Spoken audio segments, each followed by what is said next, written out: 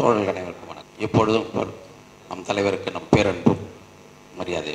தலைவரை தவிர நம்மளுக்கு வேறு மகிழ்ச்சி இல்லை, தலைவருக்கும் மக்களை தவிர வேறு மகிழ்ச்சி இல்லை. உயிர் சமூகத்தில் தன்னுடைய மொத்த மகிழ்ச்சியையும் விதைத்துவிட்டு அவருடைய விடுதலைக்காக காத்திருக்கின்ற மிகப்பெரிய ஜனநாயக தலைவரின் கைகளில் விருது வாங்குகின்ற ஜனநாயக கலைஞர்களை பாராட்டுகிறேன், வாழ்த்துகிறேன்.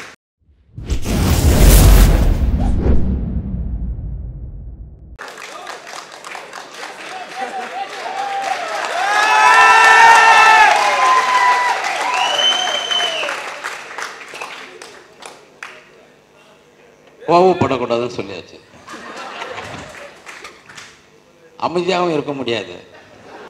கோபமே தன்னுடைய அமைப்பினுடைய கொள்கையாக இருக்கிற ஒரு அமைப்பில் இருந்துன்னு கோபமே படக்கூடாது அப்படின்னாக்கா இப்படி ஒரு 30 வருடங்களுக்கு முன்னால் நம்ம கிராமங்களில், தலித் கிராமங்களில் தீப்பெட்டி வாங்க வசதி இருக்காது. தீப்பெட்டி வச்சுருந்தாலே பெரிய ஆளவங்க. யாராவது ஒருத்தர் வீட்டில் அடுப்பு எரியும், அங்கேருந்து கொஞ்சம் நெருப்பு வாங்கிட்டு ஒரு வீடாக அடுப்பு எரிஞ்சிட்டு போயிட்டே இருக்கும். ஒரு தெரு முழுக்க அடுப்பு எரியும். இப்படிதான் அடுப்பு எரிஞ்சது. அந்த மாதிரி தலைவர்கிட்ட இருந்து கோபத்தை வாங்கி நாம இந்த சமூகம் முழுதும் விதைச்சிட்டு இப்ப நீங்க கோபப்படக்கூடாதுன்னாக்கா கோபப்படாம இருக்க முடியாது. என்ன ஏன்னா சுயமரியாதையோடும் வாழறதுக்கு கோபம் தான் மிகப்பெரிய உந்துதலாக இருக்கிறது என்று நம்புகின்ற ஒரு தலைவரை நிழலில் இருக்கிற நாங்கள் கோபப்படாமல் இருக்க முடியாது. ஏனென்றால் என் தந்தைக்கு, என் தாத்தாவுக்கு ஒடுக்குமுறை அதிகமாக இருந்தது, ஆனால் கோபம் இல்லை. எங்கள் அப்பாவுக்கு ஒடுக்குமுறை கம்மியாக இருந்தது, ஆனால் கோபம் ஓரளவுக்கு இருந்தது. எனக்கு பெரிய ஒடுக்குமுறையெல்லாம் இல்லை, ஆனால் எனக்கு கோபம் அதிகமாக இருக்குது. ஏன்னா என்னுடைய அரசியல் அப்படி ஒரு ஜனநாயக அரசியல். இப்போ இந்த விருதியை நான் என்னவா பார்க்குறேன்னா ஒரு ஜனநாயக விருதாக தான் பார்க்குறேன். இந்த திரைப்படங்களையும் இந்த எழுத்துக்களையும் இந்த கட்டுரைகளையும் என்னவா பார்க்குறேன்னா ஒரு ஜனநாயகத்துக்கான ஒரு உரையாடல்களை தான் பார்க்குறேன்.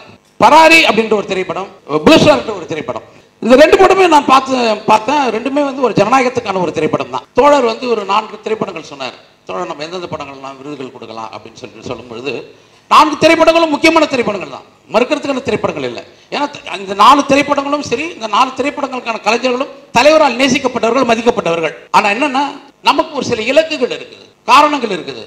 ஒரு விடுதலைக்கான அரசியலை கொண்ட படங்களை நாம் முன்வைப்போம் அப்படின்ற ஒரு எண்ணம் இந்த விருது வழங்குற அமைப்புக்கு இருக்கிறதுனால இந்த 2 திரைப்படங்களும் நாம் தேர்ந்தெடுத்தோம். இந்த 2 திரைப்படங்களும் ஒரு விடுதலைக்கான அரசியலை முன்வைக்கின்ற திரைப்படங்கள். இந்த 2 கலைஞர்களுமே, ஜெயக்குமார் இருக்கட்டும், தோழர் ஏழா இருக்கட்டும், இவங்க 2 பேருமே விடுதலை அரசியலை பேசுகின்ற ஜனநாயக சக்திகள். அதனாலதான் இந்திய சமூகத்தினுடைய மிகப்பெரிய ஜனநாயக தலைவரான தலைவரிடமிருந்து விருது பெறுகிறார்கள். வாழ்த்துக்கள்.